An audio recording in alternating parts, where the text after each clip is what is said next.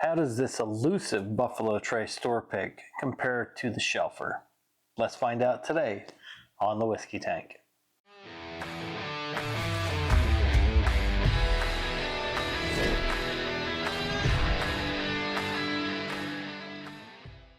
Hey everyone, welcome to the Whiskey Tank. I'm Joe. I appreciate you stopping by and spending a little time with me today. If this is your first time here, why not go ahead and do all those wonderful things. Share, subscribe, like. If you're a return viewer, thank you so much for stopping by again. I really appreciate your support. So today what we're going to talk about is Buffalo Trace. So some of you may know Buffalo Trace is the name of a very famous legacy distillery. It's went through some name changes over the years. Its most recent change came in 1999 when it was renamed the Buffalo Trace Distillery. 2 months after they changed the name of the distillery, they released their flagship bourbon, which is Buffalo Trace. Now stateside, this is released at 90 proof, and that's what most of us are used to here in the United States. And today I have a store pick from Castle Liquors over in Williamsport, Maryland, versus the Shelfer. It's got a very distinctive flavor. Most people will pull out some candy notes from Buffalo Trace. It's very sweet, very easy to drink, but we're gonna see today if this Shelfer can stand up to a single barrel pick. Might be known for some differences, might have some more age on it. Most of the Buffalo Trace is between 6 to 8 years old from what I understand. It's a low rye mash bill, so it's from their mash bill number 1. So that's the same mash bill that E.H. Taylor's from, the same mash bill that George T. Stagg is from, that Eagle Rare is from, which is not to be confused with mash bill number 2, which has a lot of the high rye notes. So a spicier bourbon that's found in Elmer T. Lee, Rock Hill Farms, Blanton's, Hancock Reserve. So those ones are a little bit different. This is mash bill 1. What my wife did to make it easier on me today is she went ahead and she mixed these up for me, so I don't know which one's which. You guys will know as I'm trying them, but I don't have any idea of what I'm drinking. I will put it up on the screen so you're able to tell the difference versus like what I'm trying to experience here, which is drinking them and not knowing. So let's just get into this. These have been sitting out for a little while, so they've had a chance to air out just for conversation purposes and to be able to refer to something. I've got this one marked 1 and this one marked 2. That's not indicative of what is actually in the glass. The one that's the store pick is going to be marked on this black coaster here as A on the bottom of it or B. And I'll look at that after I'm done tasting, nosing, checking the palate, the finish and all that good stuff, and choosing which one I think is better, if that makes sense. All right, let's go ahead and just get right in these. Today for a change, I'm going to go ahead and start with the glass on my left, which is marked with a 2. Just getting into this initially, it's that candied Buffalo Trace smell, that really light, sweet smell that you get off from Buffalo Trace. There's not a lot of rye content. There's not a lot of spice going on in this glass. It's just all sweet, soft candy. There is the classic caramel with this and vanilla smells. This is one of those glasses that you get into and you can just kind of tell that this is going to be easy to drink. There's not a lot of ethanol on it. As I roll the glass to take a look at the legs, it starts forming the legs pretty quickly. And so by legs, I'm referring to where the edge of the bourbon goes on the inside of the glass. From that lip, how quickly does it form streams that are coming down from that? And this one's forming it, rather quickly, comparatively to more of your cask strength or barrel proof whiskeys, which are going to historically be a little bit thicker. So this is not going to be very mouth coating, I wouldn't imagine. But it's got all those sweet candy flavors that you know from Buffalo Trace and that I know. There might be a little hint of grape in there too. All right, let me go off to the second glass, which I have marked 1 here, the glass on my right. This nose on this glass is a little bit more intense.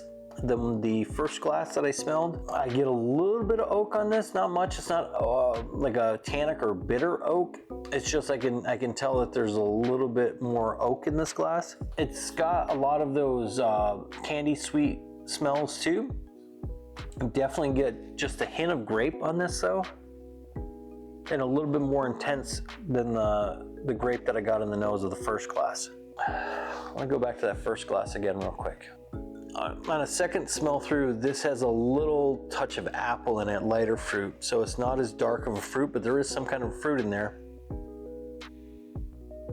I'm getting with that. It's not so much grape that I was kind of sensing the first time through. It's more of an apple. And it's lighter, but it's still so sweet and candy. I mean, it's a beautiful nose.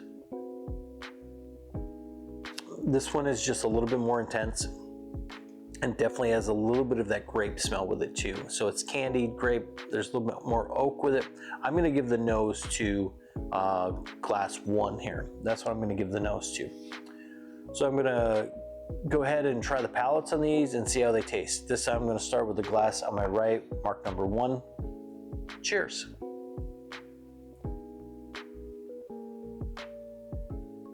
Sweet, sweet, sweet Buffalo Trace candy sugar.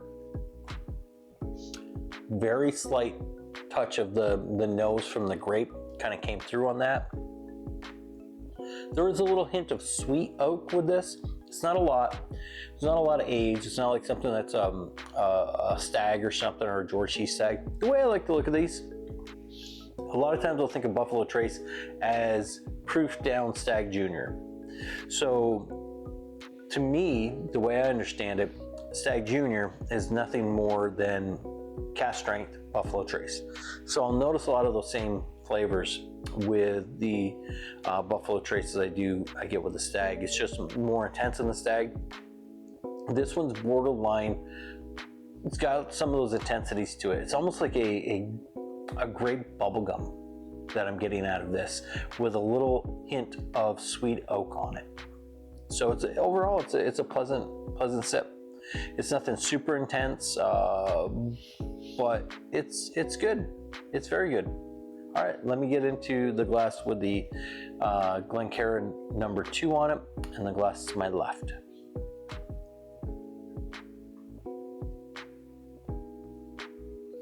That is Buffalo Trace. I mean, seriously. Candy sweetness, not a great mouth coating from it. It's a little bit thin, but at 90 proof, it's not going to be super thick, super oily, viscous, but it is good. It's easy to sip on. That is super crushable. You could just, I mean, especially like if you're just getting into bourbon, that's something you could start drinking neat, but definitely if you add an ice cube to that, there's no reason at all with all that sweetness, that sugar, that lack of age in there, but just enough age to smooth out kind of that bitterness. It's just a crushable whiskey. I'm not getting a lot of fruit in this glass, but I am getting that caramel, vanilla, all those classic candied Buffalo Trace taste. And the finish is just about the same as what I had in the glass that I was sipping on first.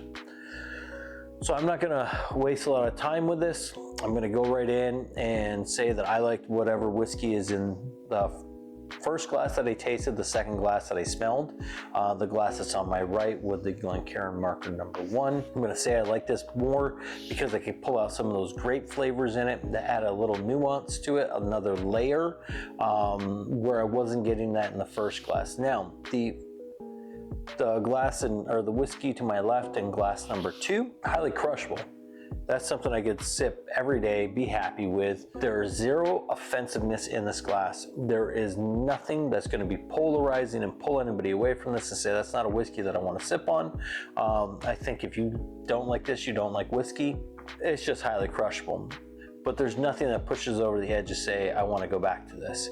So my winner is going to be this glass here, which is A. So this is the store pick from Castle over in Williamsport, Maryland. They did a great job with this bottle. It's a cool design too. They did the copper wax tip in it with a little castle on the top, so it was a nice touch.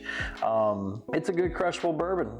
You know, it's not on the level of a Stag or something like that, but it's not what it is. It is a single barrel product that they got that's it's got hints of grape, and it's got just a touch of oakiness that'll let you know that it's got some age. I would say that without knowing the details of this barrel in particular, I would say this is more closer to the 8-year range. It's getting up into the Eagle Rare territory, which is the same mash bill, but it's a 10-year expression. So maybe that's where you're starting to pick up some of those fruit tones. I would say that this blend here is more indicative of the standard Buffalo Trace, because that's what it is. It's just highly crushable, sweet, non-offensive. Throw it on ice, serve it neat, throw it in a cocktail, however you want to do it. Just make sure you're sipping on it, because it's a great bourbon. It really is. There's no misunderstanding on why Buffalo Trace is as successful as what they are. So that's what I got for you today. Quick and dirty. Just looking at this store pick from Castle Liquor over in Williamsport, Maryland. They did a great job with it. It's something that's just a little bit out of the ordinary for Buffalo Trace, bringing some of those grape and some of those oak flavors in with it. I just want to say thank you for stopping by and checking out the channel today. And I will see you hopefully again soon. So, from the Whiskey Tank, cheers.